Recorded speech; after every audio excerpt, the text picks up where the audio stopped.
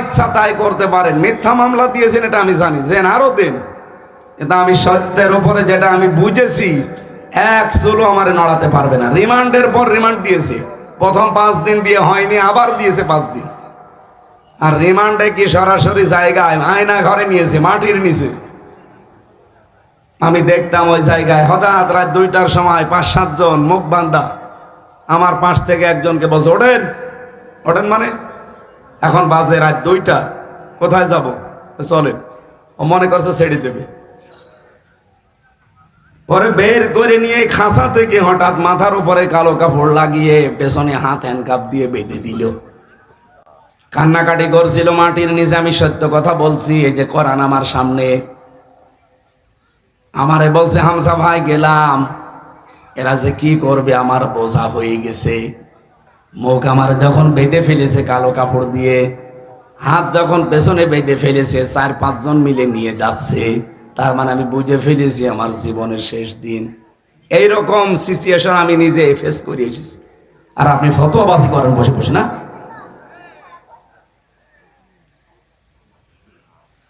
কত মানুষকে এখনো পর্যন্ত, যদি হাসিনা থাকতো আমার মনে হয় আয়না ঘরে থাকা লাগতো।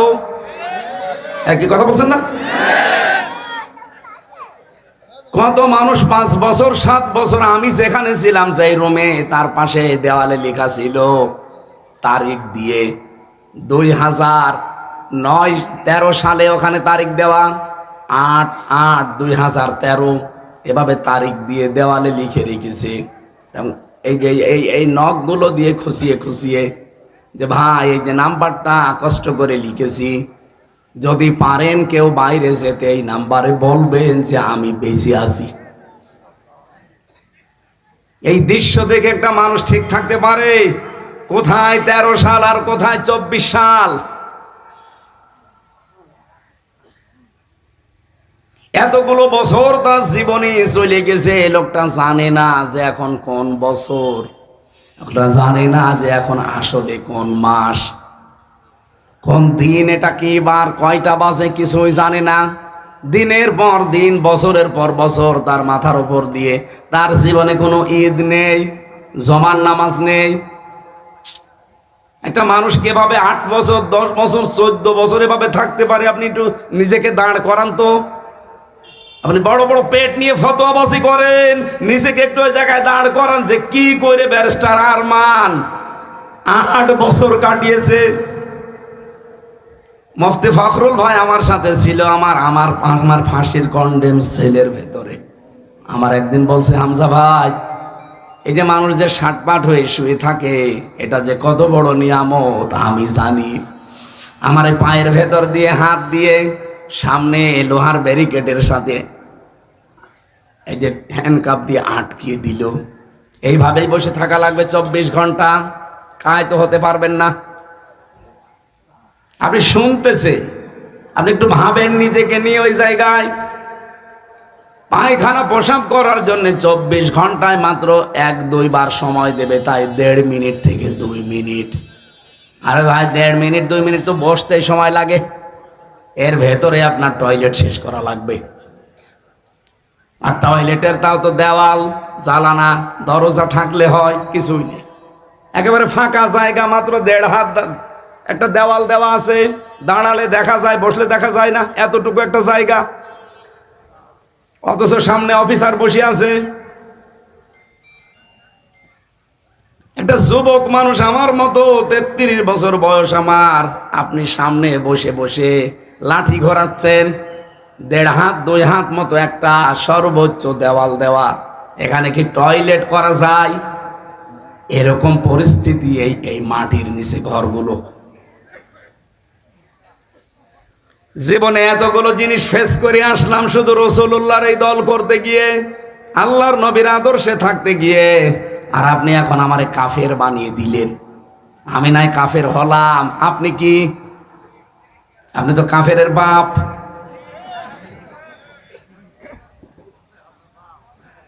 ঝড়ি নিয়ে বসে আছেন, কাফের বলবো যারে তারে। আমার এবছর দিয়ে আরম্ভ করলেন, আগামী বছর মনে হয় হাফিজরে দিয়ে আরম্ভ হবে, কারণ অত ফতোয়ার ঝড়ি নিয়ে বসে আছে। আপনি জামাত ইসলামের বিরুদ্ধেও বিষোদ্গার করেন যে 80 বছরে নাকি তাদের কোনো অর্জন নেই। আপনার নজরে পড়ে না অর্জন? এদের এত হাসপাতাল, এত ব্যাংকিং ব্যবস্থা। বাংলাদেশ জামাত ইসলামী এই দেশে যা করেছে, 73টা দল এই দেশে, সবাই যদি এভাবে করতো এই দেশ সোনায় সোহাগা হয়ে যেত। আর ওর চোখেই পড়ে না যে এদের নাকি কোনো অবদানই নেই। গণতন্ত্র গণতন্ত্র এই ফতোয়া তোলে যে গণতন্ত্র হারাম, এই জন্য ওদেরকে আমি দেখতে পারি না। আরে ভাই, আমি কোনোদিন আমরা বলেছি যে গণতন্ত্র হালাল? বলেছি আমরা? আর ওটা তো হারাম আমরাও জানি। এই বাংলাদেশে এখন ইসলাম কায়েম করার জন্য কোন পদ্ধতিতে আপনি যাবেন বলেন? আন্দাজে এক ফতোয়া দিয়ে দিলে হয়ে গেল। আপনি কি আফগানিস্তানের, আপনি কি সিরিয়ার, এরকম দেশের সশস্ত্র বিপ্লবের মাধ্যমে দেশে ইসলাম প্রতিষ্ঠা করার সেই কায়দা কৌশল, সে জায়গাগুলো কই? যে কোনো একটা ভাবে তো এগিয়ে যেতে হবে। আমাদের চারিদিকে শত্রু। পৃথিবীর অন্যান্য মুসলিম দেশগুলোর দিকে তাকান। আমি তো 57টা মুসলিম দেশের খবর জানি। অন্তত তাদের আশেপাশে আরো 2-3টা মুসলমান দেশ আছে, বর্ডারের সাথে বর্ডার লাগানো। আর আমরা এমন একটা ভূখণ্ড পেয়েছি, আমাদের চারিদিকে শয়তান। প্রতিবেশী নামে একটা কলঙ্ক। এতদিন যাই ছিল, এই 15 থেকে 20 বছরে যা অবস্থায়, এই পৃথিবীর নিকৃষ্ট শয়তান মোদি যে আল্লাহর ঘর মসজিদ পর্যন্ত ভেঙ্গে গুড়িয়ে দিয়েছে। এখনো ভাঙছে বিভিন্ন মসজিদ। ভারতের এমনও জায়গা আছে, মুসলমানেরা যদি গরু জবাই করে ওই মুসলমানের জোহব্বা কেটে ফেলে, এমন জায়গায় আছে। এত বড় শত্রু দিয়ে আমাদের দেশটা ঘেরা। আর একটার সাথে একটু বর্ডার ছিল নদীর সাথে, মায়ানমার, ওটা আরো বড় শত্রু। নিজেদের দেশ বাংলাদেশের চাইতে 3 ডবল বড়। আমাদের 56,000 বর্গ মাইলের দেশ, এই দেশের চাইতে 3 ডবল বড় মায়ানমার। এত বড় বিশাল দেশ। আমি কয়েকদিন আগেও গিয়েছিলাম টেকনাফে, উখিয়ায়। রাত 12:30টার সময় আমারে নিয়ে গেল এই রোহিঙ্গাদের দেখার জন্যে। প্রশাসনের এক ভাই ছিল পরিচিত, বলছে চলেন দেখে আসি রোহিঙ্গা, কারণ ওদের রাত 9টার পরে বের হওয়া নিষেধ। এখন তো 12:30 বাজে, চলেন যায়। প্রায় 1/2 কিলোমিটার নিয়ে গেল। ওদের ছেলে মেয়ে বেশি, এসেছিল 11 লাখ, এখন শুনছি 25 লাখ। আল্লাহর নামে জন্ম দিয়ে যাচ্ছে। অথচ যেই দেশ থেকে ওদেরকে পাঠিয়েছে পিটিয়ে পিটিয়ে, ওই দেশে জায়গা আমাদের চাইতে 3 ডবল বড় জায়গা পড়ে আছে। নিজের দেশের মানুষকে, জনগণকে থাকতে দেয়নি, পাঠিয়ে দিয়েছে পিটিয়ে। এতটুকু ছোট্ট একটা দেশে তারপরেও তো আমরা 11 লাখ, এখন প্রায় 24-25 লাখ মানুষ আমরা রেখে দিয়েছি, কিছুই তো বলি না। বিশ্বে আমাদের মতো উদার আমার মনে হয় আর কোন দেশের মানুষ নেই। আমার ভাইরা, আল্লাহ আমাদেরকে খলিফা করে পাঠিয়েছিলেন কোথায় বলেন তো? আরো জোরে বলেন। জমিনে থাকার দরকার নেই? আরো জোরে।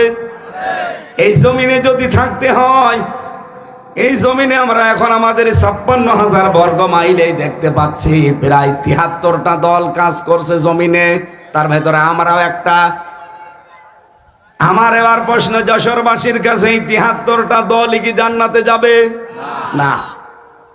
নবীজি বলেন মাত্র একটা দল জাহান্নামে, জান্নাতে যাবে, আর 72 দল সব জাহান্নামে যাবে।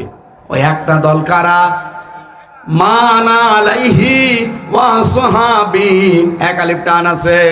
নবীজি বললেন যারা আমি নবী এবং আমার সাহাবীদেরকে দেখে দেখে চলবে, তারাই ওই এক দলে আছে, আর বাকি সব দল আছে ওই 72 কাতারের ভেতরে। এবার আমার প্রশ্ন, আমরা নবীকে এবং সাহাবীদেরকে দেখে চলি কিনা? বিশ্বনবী মুহাম্মদ রাসূলুল্লাহকে দেখে চলা মানে শুধু তার জুব্বা আর দাড়ি নেওয়া না। আল্লাহর নবী মুহাম্মদ রাসূলুল্লাহ জীবনে যা করেছিলেন, তার এই 40 থেকে 63, এই 23 বছরে আপনাকে তাই করা লাগবে। এই কথা বলে না কেন?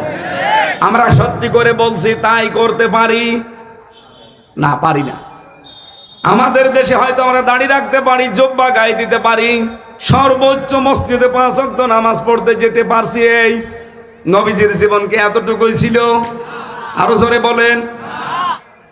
বিশ্বনবী মুহাম্মদ রাসূলুল্লাহ রাষ্ট্রনায়ক ছিলেন, উনি রাষ্ট্রপতি ছিলেন। রাজনীতি না করলে, উনি রাজনীতি না করে রাষ্ট্রপতি হলেন কি করে? যারা আজ বলে যে হুজুররা রাজনীতি করে কেন, আমার মনে হয় ও নবীজির জামানায় থাকলেও এই কথাই বলতো। মুহাম্মদ আবার রাজনীতি করে কেন?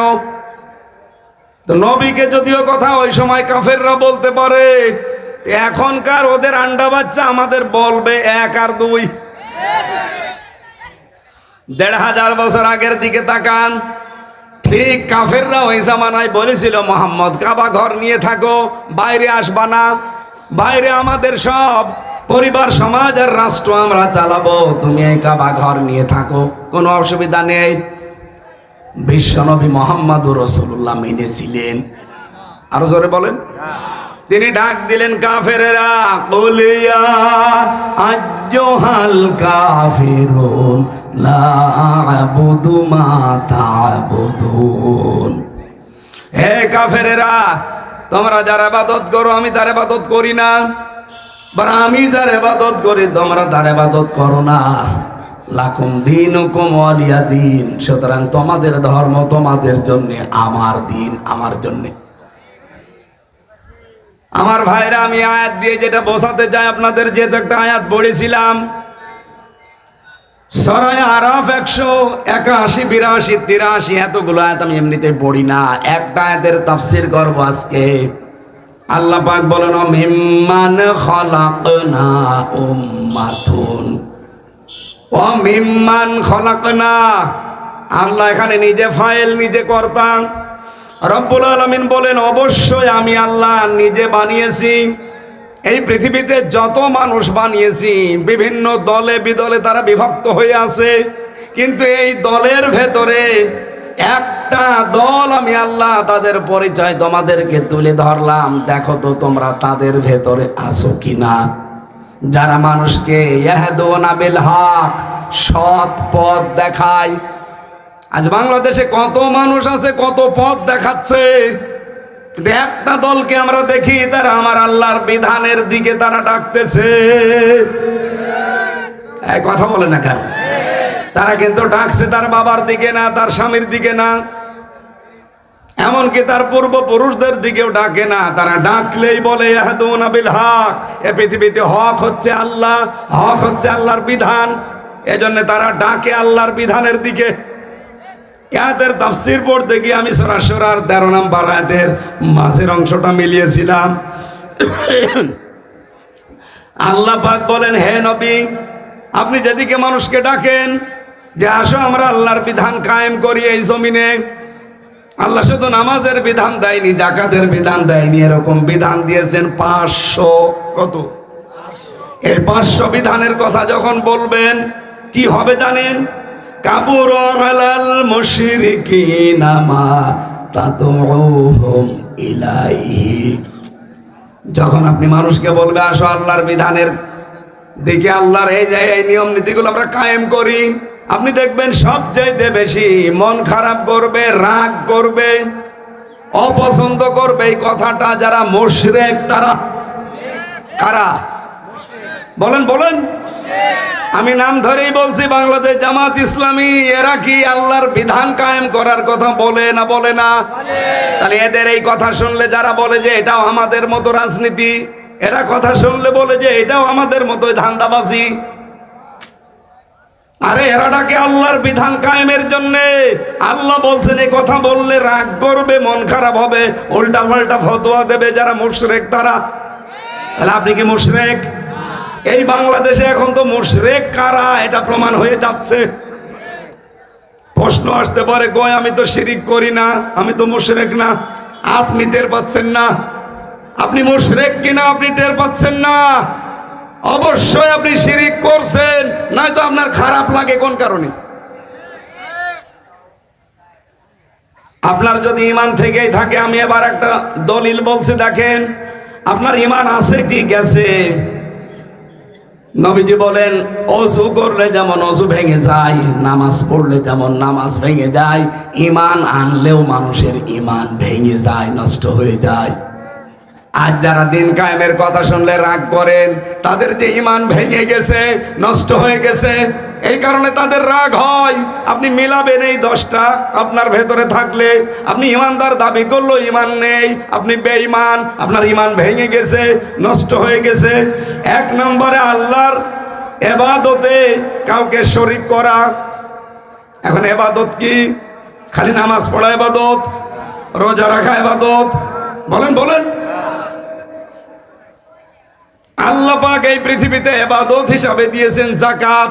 আপনি সেই যাকাতের বিধান মানেন না, নিয়ে এসেছেন ওর পাশাপাশি সুদ। তাহলে এটা আল্লাহর সাথে শরীক কিনা? এদেশে নেই শরীক। 2 নম্বরে, হ্যাঁ, এটা দলিল পাবেন সূরা নিসার 48 নম্বর আয়াতে, সূরা মায়েদার 72 নম্বর আয়াতে, ইন্নাল্লাহা লা ইয়াগফিরু আন ইউশরাকা বিহি ওয়া ইয়াগফিরু মা দুনা যালিকা লিমান ইয়াশা ইন্নাহু মা ইউশরিক বিল্লাহি ফাকাদ হারামাল্লাহু আলাইহিল জান্নাহ। 2 নম্বরে পেয়েছি আল্লাহ ও বান্দার মধ্যে কাউকে মধ্যস্থকারী যারা বানায়। এটা সূরা ইউনূসের 18 নম্বর আয়াতে আছে। এটা পৃথিবীর অন্য কোনো দেশে না থাকলেও বাংলাদেশে আছে। এরা আমরা ধরেই বসে আছে যে বাবা ছাড়া আল্লাহ পাওয়া সম্ভব না, অথচ কোরআনে 13টা আয়াত আল্লাহ নাযিল করেছেন প্রায় একরকম। 13টা আমি পেয়েছি। আরো যারা বেশি গবেষণা করে আরো বেশি পাবেন। কোরআনে কারিমে আল্লাহ বলেন, আমি এবং আমার বান্দার মাঝে কোনো দালাল লাগবে না, কোনো মাধ্যম লাগবে না, সরাসরি তোমরা আমি আল্লাহকে ডাকবে। আলাইসাল্লাহু বিকাফিন আবদা, আমি কি আমার বান্দার জন্য যথেষ্ট না যে দালাল ধরা লাগবে? হ্যাঁ, কথা বলেন না কেন? কত পীর নামে ভণ্ড কলঙ্ক, তারা দালাল হয়ে বসে আছে, মধ্যস্থ করবে উনি। আল্লাহ আমার মালিক, আমি তার বান্দা, এর মাঝে মধ্যস্থকারী কেউ লাগবে না। যারা মনে করেন তাদের ঈমান ভেঙে গেছে। এটাকে আমি বানালাম না, কোরআনে আছে। সূরা ইউনূস কত নাম্বার আয়াত বললাম? 18। লিখে নেন, তুলে নেন, রেকর্ড হচ্ছে, বাড়িতে মিলাবেন যে আপনার ঈমান আছে না গেছে, আপনি নিজেই টের পাবেন। 3 নম্বরে কাফেরকে যারা কাফের মনে করে না, সূরা আলে ইমরানের 28 নম্বর আয়াতে আছে। 4 নম্বরে মুসলিমদের বিরুদ্ধে মুশরিকদেরকে যারা সমর্থন এবং সহযোগিতা করে, যারা বলে আমরা শরিয়া আইন বিশ্বাস করি না, এরা মুশরিক কিনা বলেন তো? বলেন বলেন। বাংলাদেশে কত আলেম নামে জালেবাজ ইসলামপন্থীদের সমর্থন করে না, করে মুশরিকদের। তাদের ঈমান আছে না গেছে? আমি মনে হয় এটা বানালাম না। এর দলিল হচ্ছে সূরা মায়েদা 51 নম্বর আয়াত, সূরা তাওবা 23 নম্বর আয়াত। বাড়িতে মিলিয়ে দেখবেন তাফসীর সহ।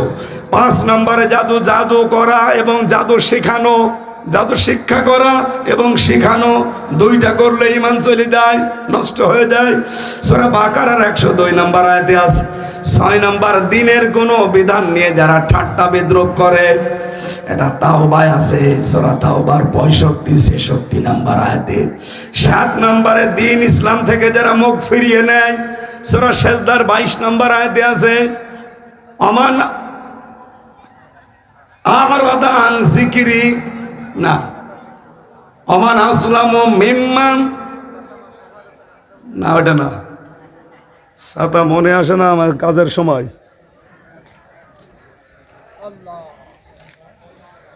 আমান আসলামু মিম্মান যুক্কিরা বিআয়াতি রাব্বিহি সুম্মা আরাদা আনহা ইন্না মিনাল মুজরিমিনা মুনতাকিমুন।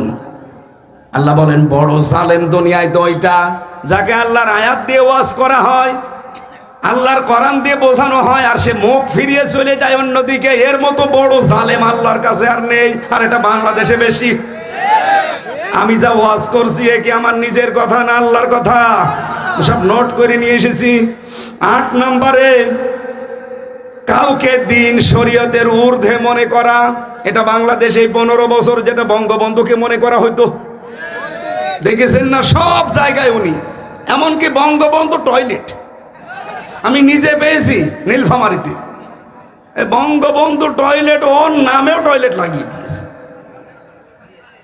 আল্লাহ রসুলের ঊর্ধ্বে কাউকে মনে করা যাবে? এটা সূরা মায়েদার 3 নম্বর আয়াতে আছে। 9 নম্বরে রাসূলুল্লাহর ফয়সালার তুলনায় অন্য কোন ফয়সালাকে উত্তম মনে করা সূরা নিসার 65 নম্বর আয়াতে পাবেন। ইন্না বালা ফালা ওয়া রাব্বিকা ফালা না ফালা ওয়া রাব্বিকা লা ইউমিনুনা হাত্তা ইউহাক্কিমুকা ফিমা শাজারা বাইনাহুম সুম্মা লা ইয়াজিদু ফি আনফুসিহিম হারাজাম মিম্মা কাদাইতা ওয়া ইউসাল্লিমু তাসলিমা। 10 নম্বরে মুহাম্মদ রাসূলুল্লাহর আনিত বিধানকে অপছন্দ করা, এটা পাবেন সূরা মুহাম্মদের 9 নম্বর আয়াতে, সূরা নিসার 64 নম্বর আয়াতে। আল্লাহ পাক যে বিধান নবীজির মাধ্যমে আমাদেরকে দিয়েছেন তার তুলনায় যদি অন্য কোন বিধানকে কারো ভালো লাগে, পছন্দ হয়, তার ঈমান আছে না গেছে? এই বাংলাদেশে এবার আপনি মিলান এই 10টা, আমার মনে হয় 100 জনের বহু মানুষের ঈমান আর নেই, ভেঙে গেছে। এখন যাদের ঈমান নেই তাদেরকে আমরা কি বলি? মুশরিক। বলেন বলেন। যারা শিরিক করে তাদেরকে আমরা মুশরিক বলি, যেহেতু তাদের ঈমান ভেঙে গেছে, নষ্ট হয়ে গেছে। সুতরাং মুশরিকদের কাছে আল্লাহর দ্বীন কায়েমের কথা বললে খারাপ লাগবে, কষ্ট হবে। এই বাংলাদেশে আপনি তাহলে মুশরিক, আপনি যে কোনো ভাবে শিরিক করছেন, আপনার ঈমান কিন্তু শেষ। আবার বলছেন নবায়ন করি, আবার সঠিক জায়গায় আসেন। তাহলে আল্লাহর দৃষ্টিতে এই পৃথিবীতে হক দল, হেদায়েত প্রাপ্ত মানুষ তারা যারা আল্লাহর এই হক পন্থায় মানুষকে ডাক দেয়। আর এই দেশে দেখেন কত মানুষ কত দিকে ডাকে। আমরা গ্যারান্টি দিয়ে বলতে পারি আমরা বাবার দিকে ডাকি না, আমরা মানুষের তৈরি করা আইনের দিকে ডাকি না, আমরা ডাকি কার? বিধানের দিকে। এবং এই ও বিহিয়া দিলুন 2 নম্বরে এই বিধান দিয়ে যারা ন্যায় বিচার কায়েম করতে চায়, আল্লাহর বিধান ছাড়া ন্যায় বিচার কায়েম করা সম্ভব না। তার প্রমাণ এতদিন আমরা পাইনি, আমি নিজেই তো পেলাম। এই 3টি বছর আমার জেলে থাকা লাগতো না যদি আল্লাহর বিধান এই দেশে কায়েম থাকতো। কত লক্ষ লক্ষ মানুষ জেল খাটে, আমার মনে হয় শুধু আল্লাহর বিধান এই দেশে না থাকার কারণে। আমার সাথে একজন খাবার টেনে দিত জেলখানায়, উনি আজ 6 বছর জেলে আছে। জিজ্ঞাসা করলাম ভাই কিসের মামলা? বলছে আমার শত্রুতা করে ধর্ষণ মামলা দিয়েছে। অথচ লোকটা এরকম মুরব্বী মানুষ, একজনের সাথে রাগারাগি ছিল, সে পেরিয়ে ওঠে না, শেষ পর্যন্ত তার 6 বছরের একটা মেয়েকে এর নামে ধর্ষণ মামলায় লাগিয়ে 6 বছর জেলে রেখে দিয়েছে। এরকম হাজার হাজার মানুষ জেলে আছে, ও জানেই না যে ওর অপরাধ কি। এটা হইতো না যদি আল্লাহর বিধান থাকতো। এই কথা বলে না, কারণ আল্লাহর বিধান কায়েম হলে জেলে এতদিন থাকা লাগে না। ধরবে, সাক্ষ্য প্রমাণ হবে, সঙ্গে সঙ্গে ফায়সালা শেষ। আমাদের দেশে ধর্ষণ করে হাতে নাতে ধরা পড়ে, বলে ঠিক আছে বিচার হবে, বিচার করতে করতে 12 বছর। কথা বলেন না কেন? ইসলাম যদি কায়েম হয়, ধর্ষণ যদি হয়, ধরা পড়ার সঙ্গে সঙ্গে 3 ঘন্টার ভেতরে বিচার শেষ। খুব বেশি হলেও যদি ছুটির দিন হয়, জমার দিন পর্যন্ত টেনে নিয়ে যায়।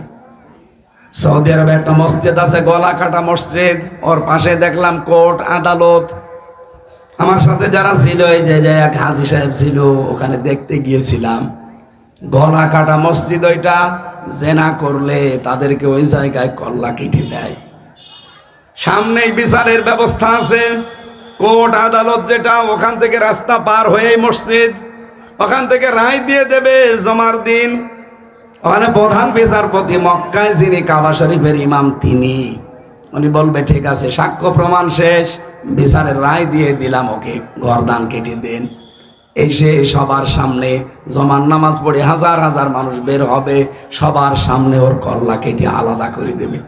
বাংলাদেশে আমার মনে হয় একটা যদি এই চৌগাছা কেন্দ্রীয় মসজিদে করা হয়, এদেশের কোনো মানুষ আর ধর্ষণের নাম মুখে আনবে না। এইটা আল্লাহর বিধান। এরকম 500 বিধান আছে আল্লাহর, এগুলো যদি কায়েম হয় তাহলে বিহি ইয়াদিলুন, ন্যায় বিচার কায়েম হবে। কে বলছেন এটা? ওনার কথায় কোনো মিথ্যার সংসব আছে? লেশ মাত্র আছে? সুতরাং বিশ্বাস আসে না কোন কারণে? আমরা তো তার কথাগুলো আজ এই জমিনে প্রতিষ্ঠা করে ন্যায় বিচার কায়েম করতে চাই। 54 বছর তো দেখলেন উল্টাপাল্টা, কিছুই করতে পারেননি। এবার এটা একটু দেখা যায় না? টেস্ট করার জন্য হলে একটু দেখেন বাংলাদেশে অন্যান্য দল যারা আছে, আপনি তাকান, তারা এখন বিভিন্ন রাষ্ট্রদূতের কাছে ধর্ণা দেয়, অথচ আল্লাহর রহমত অন্যান্য দেশের রাষ্ট্রদূতরা এসে ইসলামপন্থী জামাত ইসলামের আমিরের কাছে সিরিয়াল লাগিয়েছে, একটু দেখা করতে চায়। তার মানে প্রমাণ হচ্ছে এই দেশে আমার আল্লাহ মনে হয় এবার ইসলাম কায়েম করে দেবে। কারণ কোরআনে কারিমে আল্লাহ জানিয়েছে সূরা কসস 5 নম্বর আয়াত, জমিনে যারা জুলুম নির্যাতন অত্যাচারের সবচেয়ে বেশি সম্মুখীন হয় আল্লাহ তাদেরকে জমিনের নেতা বানায়, উত্তরাধিকারী বানায় আর শাসন ক্ষমতা দিয়ে দেয়। এই জমিনে যেহেতু সবচেয়ে বেশি প্রাণ গিয়েছে, আপনি দেখেন গুম কমিশন তথ্য দিয়েছে বাংলাদেশ জামাত ইসলামী আর শিবিরের 56% লোক গুম এবং খুনের শিকার, আর বিএনপির 37% লোক। তাহলে সবচাইতে বেশি যেহেতু ইসলামপন্থীরা, সুতরাং আল্লাহর ঘোষণা তো মিথ্যা না, উনি এবার ইসলামকে এই দেশে ইসলামপন্থী মানুষের হাতে তুলে দেবে। আপনি যদি থাকেন আপনাকে সাথে নিয়ে আমরা ইসলাম কায়েম করব, আপনি যদি না থাকেন আপনাকে বাদ দিয়ে ইসলাম কায়েম হবে ইনশাআল্লাহ। আল্লাহর কথা আমরা 100% বিশ্বাস করি কিনা বলেন তো? বলেন বলেন। সুতরাং এই দেশে হেদায়েত প্রাপ্ত দল এই একটা, যারা এই দুইটা গুণে গুণান্বিত। 1 নম্বরে যারা হক পথে ডাকে, সত্য পথে ডাকে, সত্যের পথ দেখায় মানুষকে, ন্যায় পথ দেখায়, আর যারা এই পথ অনুযায়ী ন্যায় বিচার জমিনে কায়েম করতে চায়। এটা যারা করবে তারা এই দেশে হেদায়েত প্রাপ্ত দল। কারা করছে আপনি জানেন না? নাম ধরা লাগবে কোন কারণে? আপনি তো টের পাচ্ছেন না। পারলে আপনি সূরা আরাফের 181 নম্বর আয়াত বিস্তারিত তাফসীর সহ পড়েন, দেখবেন আমি যেটা বলতে চাই এটা চলে আসবে। আপনি আশা করছি এই দুইটা গুণ যাদের ভেতরে পাবেন সেখানে থাকবেন। আমিন। যেহেতু অনুষ্ঠানটা ধরা লাগবে, এখন 9:15 বাজে, আমি মাওলানা হাফিজুরকে 2 মিনিট সময় দিচ্ছি, উনি একটা কাজ করবে। কেউ উঠে যাবেন না ভাই, মোনাজাত করে বাড়ি যাবো আমরা, একটু তাড়াতাড়ি ভাই। একটা হলে এটা আমি আরো ভাই, আমাদের যেহেতু আরেকটা